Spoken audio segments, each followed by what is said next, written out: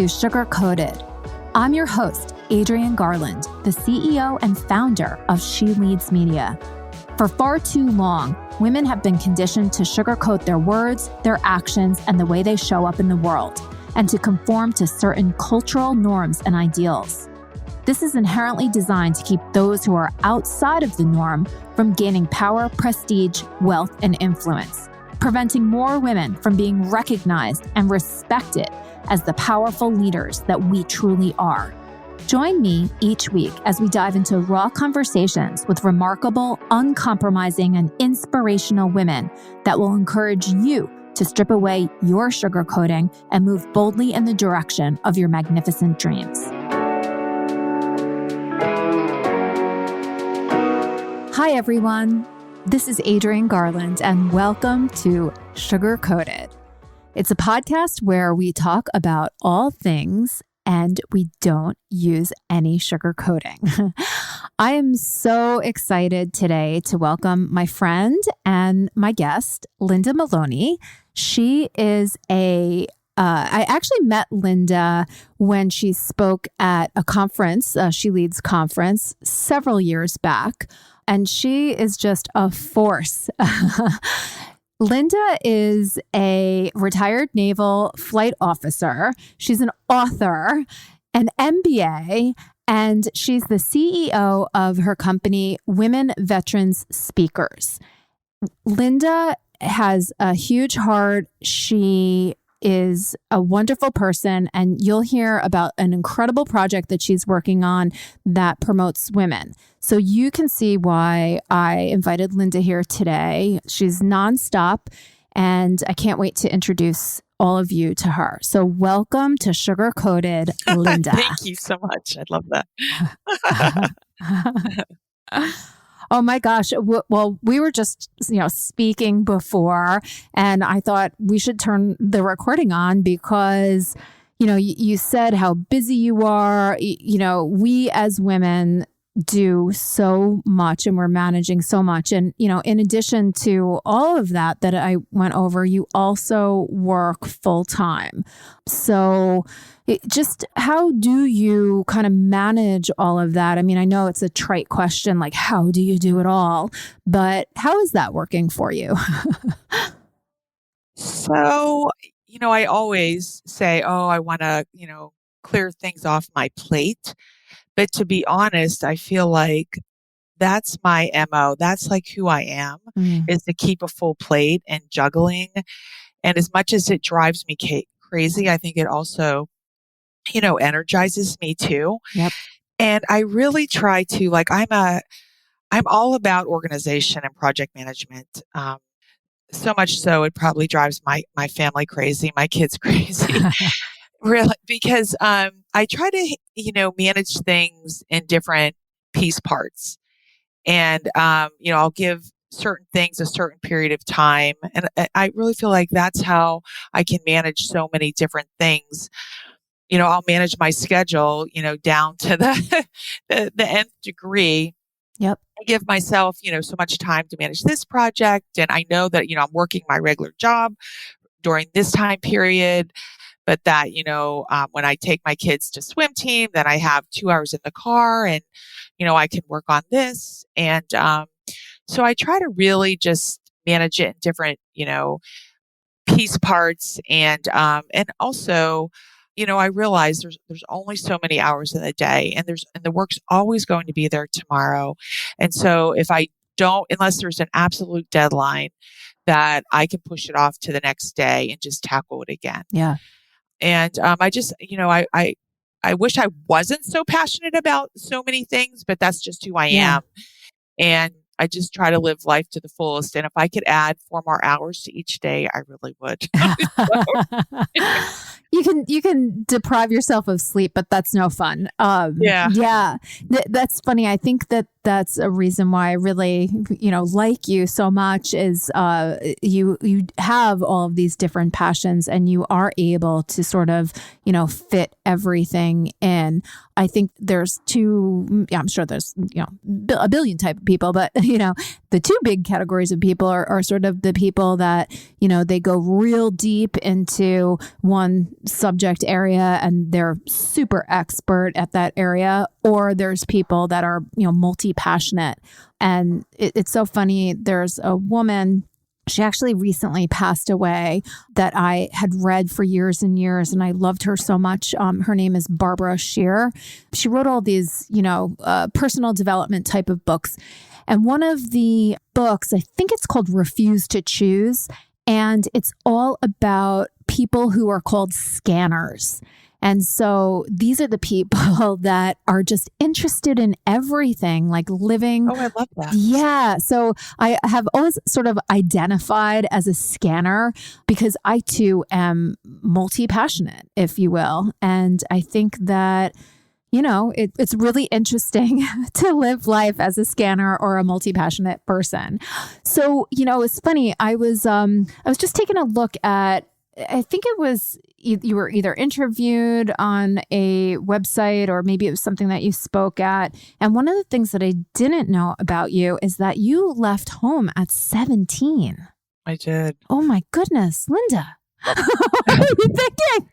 I really left home at 16. Oh my God. And so I had a difficult growing up environment, and I just had something in me that I wanted to get away from it. And I wanted to, live life on my own and pursue my, my own life and improve my own life. And, I was a product of a very, I think we all have dysfunctional families in a way. We all do. But very difficult family situation with divorce and child custody battles. And I just knew I just needed to get away from that and just start living my life. Mm. And the funny thing is that, you think you're going to leave it behind and you take it with you. And so, I embarked on a journey, just to, not only professional development but also personal. I truly say that, everybody in this life needs counseling every now and then. And I've gone through lots of it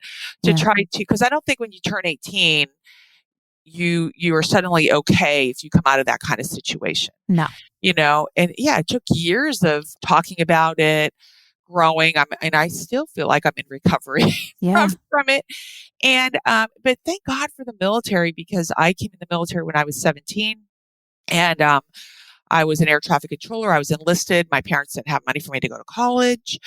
And so at my first duty station in Hawaii as an air traffic controller, I had this supervisor that I worked for. His name was Senior Chief Dickinson.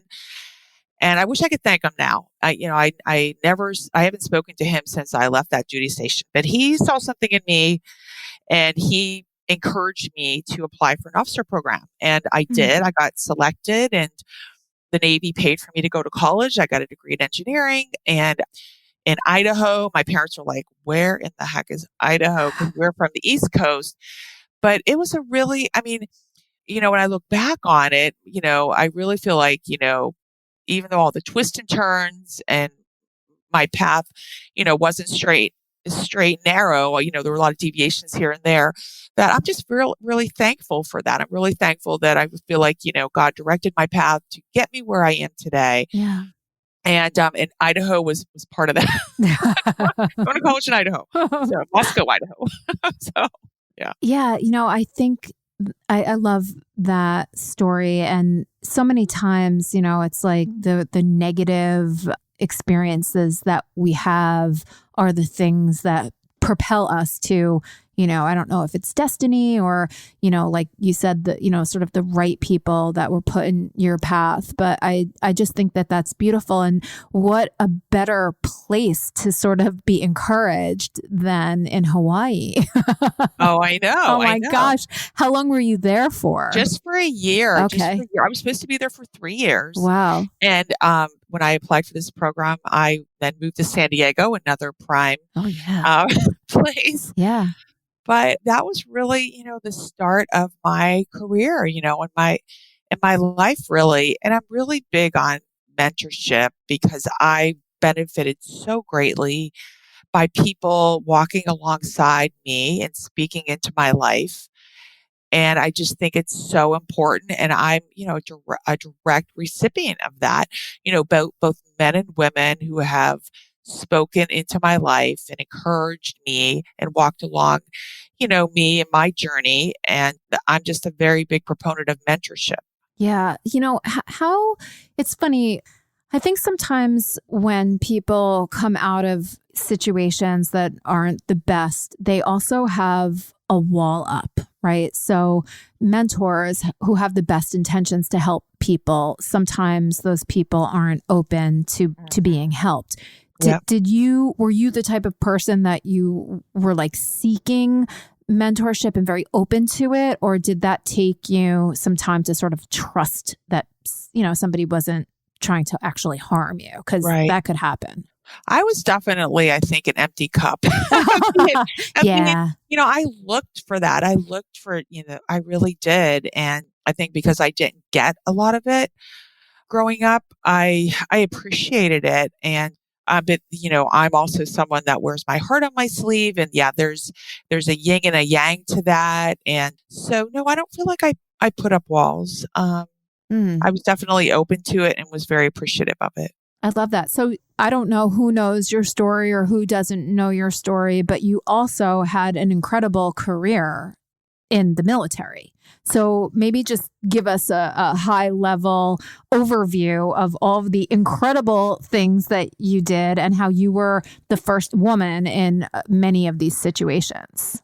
So after I graduated from college, I went to flight school, and I did not have 20/20 vision, so I could not be a pilot, but I could be a naval flight officer. And at that time period, I graduated from college in 1996, and at that time period, very few women, whether you were a pilot or a naval flight officer in the military, in the Navy, there's women that fly in every single military service, but I can only, I was an expert on what happened in the Navy, so they were only allowing 10 women NFOs, naval flight officers, to go through the program at that time. And I don't remember how many women pilots, but we were probably down on, 2 to 3 percentile of number of aviators in the military. Wow. Very small number. And at that time also, we could not fly in combat. The combat exclusion law was not repealed until 1993. So at that time period, I went through flight school, graduated at the top of my class, but I did not get my choice of where to go or what to fly because women could only fly in certain type of aircraft. Got it. Even though they could be combat aircraft, but it couldn't be in a combat situation. So I was stationed in Key West, Florida, another great place. Oh, yeah. Gosh, I feel so bad for you. I was there 3 years. But so I flew, what we did is we trained the fleet in enemy tactics. So I flew in a 2-seater A7 and I flew in an A6, which is an EA6A, and we would simulate enemy tactics and we would train the fleet, train combat aviators, ships on what the enemy looked like.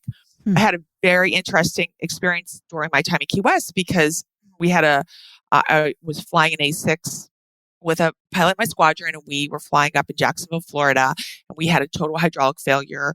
We ended up ejecting out of our aircraft over the ocean in February of 1991.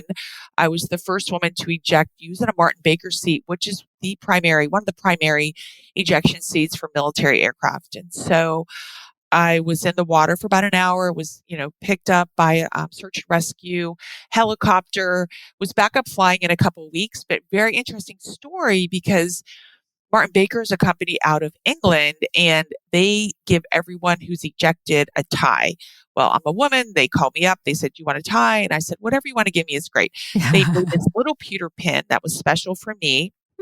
And they wanted me to fly over and receive it from the Princess of Wales, Princess Diana. The Navy didn't allow me to do that, but I just thought it was a very cool story. And so I've been in contact with them through the years. And they actually just recently developed a special watch through the Bremont Company, the Bremont Watch Company, for just ejectees. And they give you half price. The watches are really expensive, like $5,000. So my husband surprised me with one a couple years ago, and they basically let you purchase it for half price. But I've been in contact with them. They're a great company. And I don't know how many women total have ejected so far, maybe like 10. But I know a couple of the women that have ejected. And so we've shared our stories together.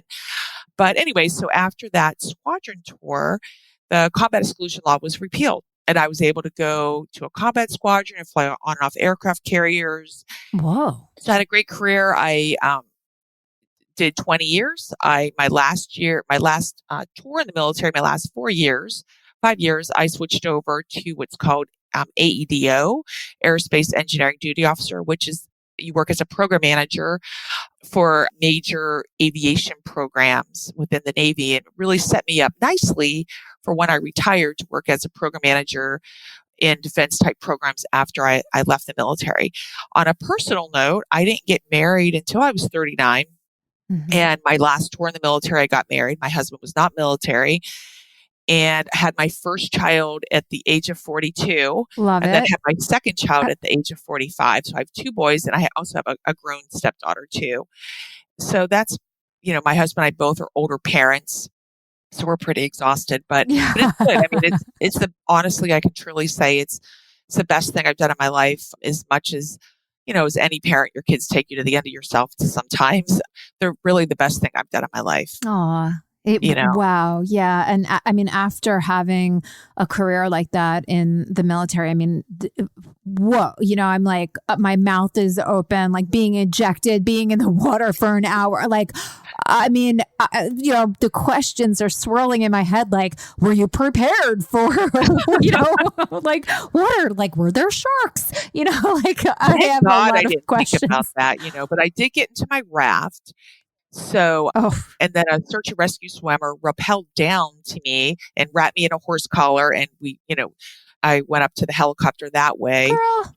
And, but it was, I mean, I'm actually more afraid of the situation looking back on it now, because I think when you're young, yeah, and, you're fearless, and, you don't have, you have the kids too. Yeah. Yeah. You have kids. Yeah. So it's a funny story, because I guess my commanding officer at the time called my parents and, said, hey, this happened to your daughter. And my mom had been laying down taking a nap, and she woke up and she was like, that really happened? And she called him back and she said, could you tell me that all again? Wow. And yeah, so many things could have went wrong. And so I'm just very thankful. I met the pilot of that helicopter that rescued me years later. I had a book published in 2012 called Military Fly Moms. It's a collection of stories of 70 women. My story's in it too. Beautiful. Of women who were either active duty or veterans that flew in the military, and they all were moms. And so that's why it's called Military Fly Moms. It talks all about their growing up and why they chose to join the military, and what it was like to fly in combat, if they flew in combat, and what the legacy is they want to pass down to their kids. But through that book, I was able to meet, because you lose touch with people in the military, but I was able to regain contact with the search and rescue swimmer who rescued me, and also the pilot. Wow. And I didn't know this at the time, but the pilot, my radio was dead when I was in the water in my raft. It was the first time I had not checked my radio before I went flying. I always would pre-flight my gear like you're supposed to, but we were in a hurry walking to the jet that day, and I didn't turn my radio on and off like I always do. And so my radio was dead. So I'm in the raft trying to use my radio. It's not working. So I threw out what's called a sea dye marker into the water, and that is like fluorescent orange or green, which will show your position. And then I also popped a pencil flare, which it doesn't go up that high, and especially on a bright day. It was cloudy, but it was a bright afternoon. It was around 1:00. So the helicopter pilot said, was your radio really dead? And I said, well, yes. Why? He and I talked after the book was published. He found me and we chatted. And I said, yes, why? And he said, because we called out over the radio, Gulf Delta 110, which was our call sign, pop your smoke. And that meant to pop a pencil flare. He said, at that very moment, the pencil flare came in front of our helicopter. No and he way. said, that's how we found you. And he said, so there obviously was somebody looking out for you that day. Oh my God. Yeah. So I still keep in touch with him now. So it was really great story. Oh my, there is definitely someone watching over you. Yeah. That is, my God, my heart, I have tears in my eyes. Wow. That is incredible. Oh, and so Gosh, so you left the military, you retired, still very young. Yes. And did you go right into, I mean, I know that you said that you sort of did something different before you retired, but did you go right into like a corporate job? I'm kind of curious how and why you started the Speakers Bureau. So it wasn't corporate, it was a defense company. So I started as a program manager, Okay. and it probably was within a couple years after retiring, I had the desire to write my book. And it took me almost 8 years to get the book together, Mm. just because I was having babies and, just busy. I was just newly married too, and life is busy. But through the book is when I started doing some speaking myself. Life got too busy for me to do any speaking, like travel long distance, because my husband's his career started really taking off. And so he was traveling quite a bit. So I had connected with another woman veteran, Grace Tiscarana Sato, and we started collaborating on how we could get our voices out there, because she and we had this vision, or we had this, I guess, a vision of elevating women veterans' voices, because we felt like the media, or there's this perspective that all women veterans are victims, and not that it doesn't happen. Things don't happen, and there's not military sexual trauma and homelessness, but we felt like that was the only story that was being told about women veterans. It wasn't the complete story. So she and I, came up with this idea to start a Women Veteran Speakers Bureau. And we did that. We started, gosh, I'm trying to remember when, probably like 2012. And we were very small. We only had like 10 core members. We had a different name. And so we just started learning the business. And a few years after that, 2015, I really wanted to grow the business, change the business model. And she's, like me, very busy, has lots of things on her plate. So at that point, she didn't have time to do it. Mm-hmm. I took it over, changed the name, changed the business model, and started adding women speakers, coaches, trainers, facilitators to my business. And so it's been consistently growing every year. This year has not been good because of the coronavirus. Yeah. But last year was our best year. Oh, and congratulations. That's amazing. Yeah, I decided to change up the business model about 6 months ago. So we've adjusted to more of a connection and marketing agency. So our members pay an annual membership fee, which is actually very low, but we don't charge any booking commission unless they want us to completely get involved and do all the booking and the negotiation and coordination. But our basic membership is, they join the speakers agency. We do tons of marketing on LinkedIn and email marketing, and to get their profile out there, and then potential clients will contact them, or that sometimes contact us, and we'll connect them with the speaker.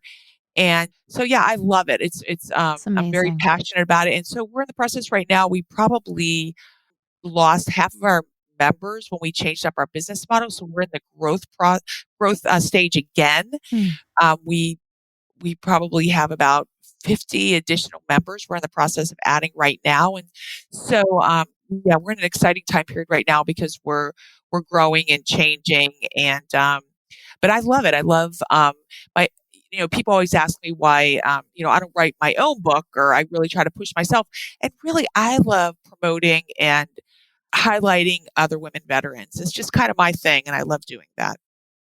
I love it so much. And, it's funny.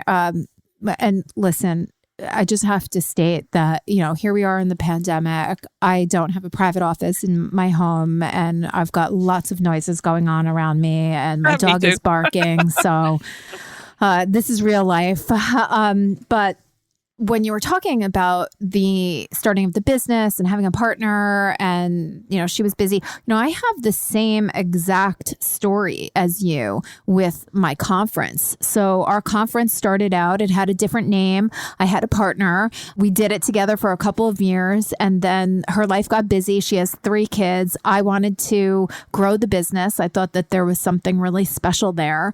And so, that wasn't sort of in her, what she wanted to move on to. So I took the business, changed the business model, changed the name. I did everything the exact same thing as you. Yeah. And the other thing is, you spoke at the She Leads conference, and I can't recall what year it was. I think it was 2016, but there was another woman, and I literally just interviewed her a couple weeks back on the Sugar Coated podcast, and her name is Bobby Carlton.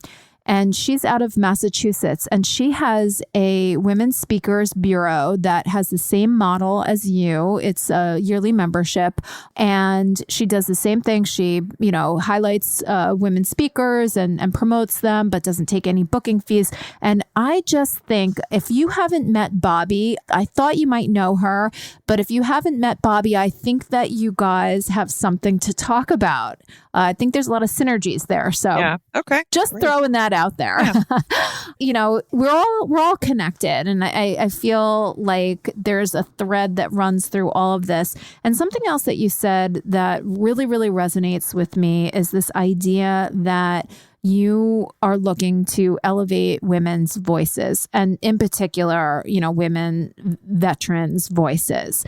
She Leads Media is also very, passionate and driven to elevate women's voices, thoughts, opinions. So I just really admire everything that you're doing. And also the fact that, you are trying to change the narrative of what's in the media, because you're right. When you do think of, women veterans, I, of course, think of you and don't think of you as a victim at all.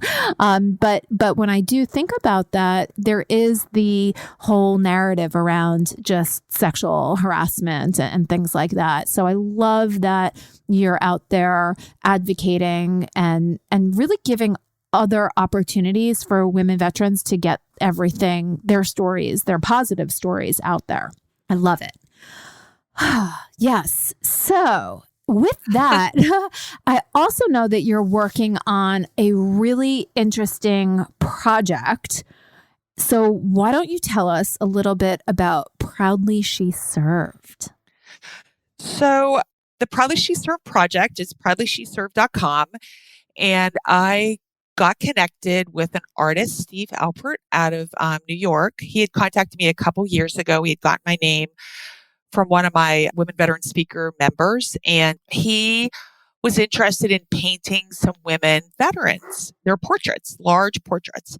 And he had already painted one.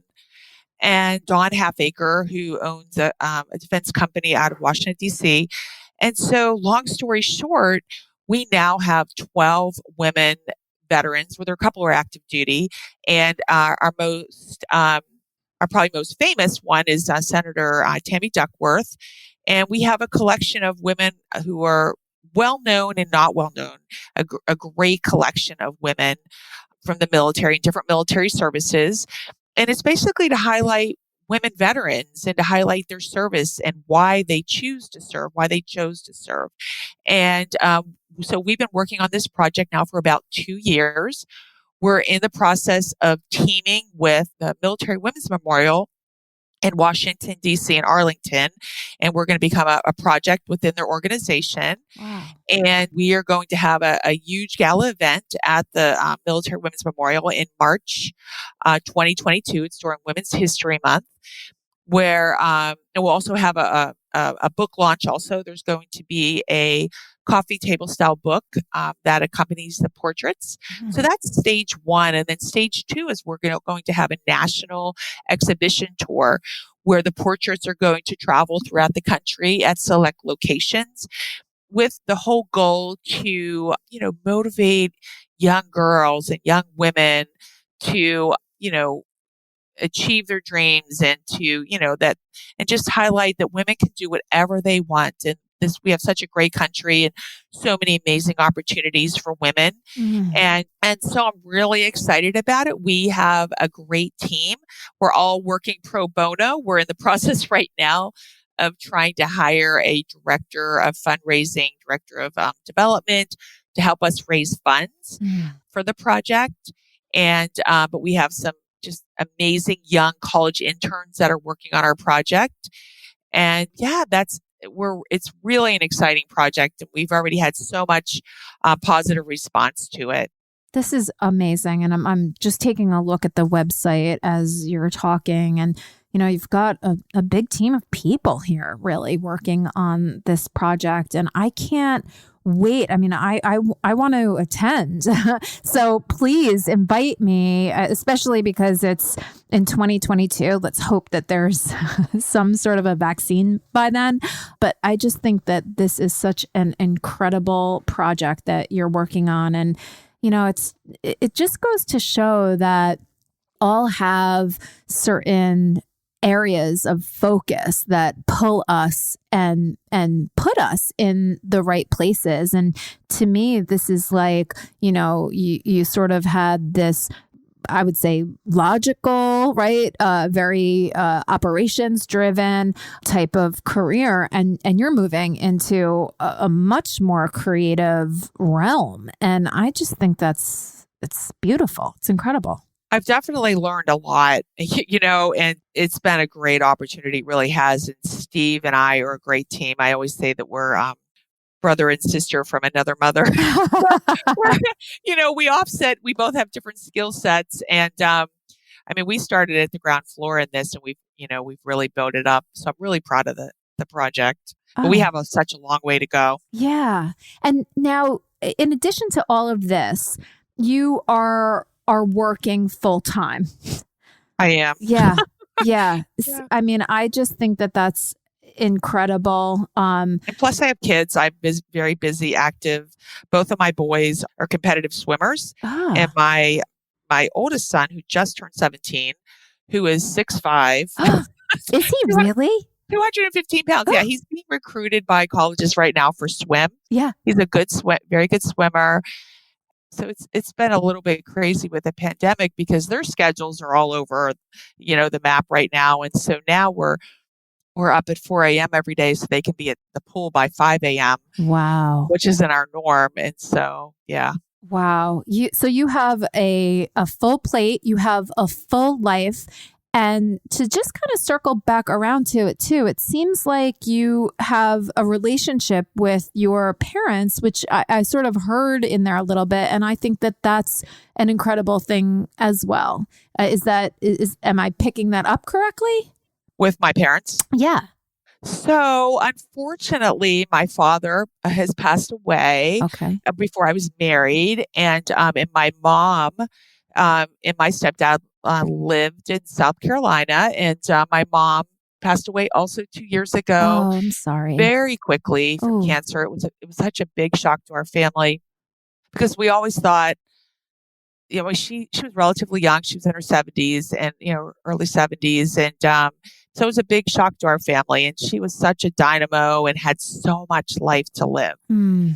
And so my stepdad, we recently just moved him into a senior citizen place in Atlanta.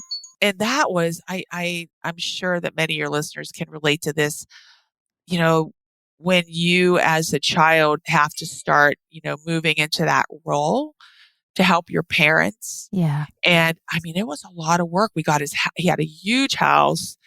We had to get the house sold. We had to, get all the possessions in the house, situated, either going to, kids or going with him or going to the new owners of the house and getting him moved. And I was the program manager for all that. Of course. Of course. And my brother and my sister were very helpful. But it was a lot of work. And, but he's somewhere safe now and he loves it. It's a brand new place. And it's hard, that whole, circle of life. Sandwich generation type of a thing. Yeah. Yeah. Yeah. No, I mean, and then just considering everything with the pandemic, there must be a lot of angst around, just making sure that he's safe and everything. Yeah, But yeah. I'm just so inspired by you. I think that you have accomplished so much, and I'm so grateful that we continue to be in each other's networks. I know that I I'm totally agree. a supporter of women veteran speakers, and I do have an online She Leads event coming up soon. So I'm going to take a look at the site, and I'm going to invite one or maybe more speakers to the She Leads online And event. that's great too. And I just want to say this too about the women veteran speakers. Like my focus is to bring on board women veterans, that are speakers, coaches, trainers, facilitators. But that's really the veteran part is what gets your foot in the door. The interesting thing about our members is they all have such interesting toolbox of skills. And so I'm very particular on who I invite in because they have to have more than, I don't say just being a veteran, but they have to appeal to our target market. Yep. Obviously that they're a veteran. But, our target market is corporate, colleges and universities, professional, events, professional conferences. And then, yes, we do book our speakers for veteran events, but unfortunately, many times veteran events don't have any funding, which is the unfortunate piece. And our speakers will do some pro bono events, but primarily they're for fee type of speakers. But there's so many amazing women who are members of women veteran speakers. I mean, I have a couple who have doctorates, they're published authors, they speak on high performing sales. I have one woman who has a doctorate in economics. Awesome. And so just an incredible variety of expertise there. Yeah. And many of them have, after they've left the military, they have transitioned into corporate, into corporate positions. So even though they are veterans, many of them do have, a lot of corporate experience. And, some are in academia also. So yeah, I definitely recommend. I have some really great speakers I could recommend to speak at one of the She Leads conferences. Yeah. And, it's funny as I'm kind of scrolling through, I mean, it's amazing. There's, a diverse array of women. But one of the things that I see that is consistent is like every single one of them is beautiful. Yeah. They are. They're like all these glamour, like they have such brightness in their eyes. And that's what I see. And that's what I feel coming through. So yeah, I'm going to take a look at everybody and see who might be a right inspirational fit. Because, if you are in the military and you come out on the other side with a smile on your face and, brightness in your eye, you're doing something right. Yeah, I totally agree. Yeah. Because it's not, the military is not for everybody. Yeah. I encourage people, even if you just stay in for 4 years, it's not for everybody and not everybody chooses to serve that way, and it's not always easy. I mean, you can't work remote. You can't take Fridays off. You can't, it's definitely some people stay in for 4, 5, 6 years and some people stay in for a career. Yeah. Yeah. Oh, I can't wait. And Linda, just thank you so much for taking the time speaking with me today, sharing your story with our listeners. I'm sure that they'll appreciate it so much. And I just look forward to continuing to, be in community with you and everybody else that you are in community with. And I just really appreciate our friendship and our professional relationship. Ditto. I really agree. And I think the most successful part of today is that my dogs and my kids weren't involved in this phone call. I love it. And I can't say the same thing. Thank you so much. And, why don't you can just tell people, or I can, if they go to womenveteranspeakers.com, if you're a woman veteran and you have something valuable to offer and to share, you can join, right? Would love that. That would be amazing. And then the Proudly She Served is proudlysheserved.com to take a look at that incredible art project and portrait project. And is there anything else that you'd like the listeners to sort of check out or maybe be able to connect with you? We're obviously on social media. So if you go there and you want to connect with us on social media, we'd love to connect with you. And I think that's great. Thank you so much, Adrienne. This was really wonderful. And it was a great opportunity just to connect with you. Yeah, I agree. Thank you so much, Linda. Take care. All right. Okay, talk to you soon.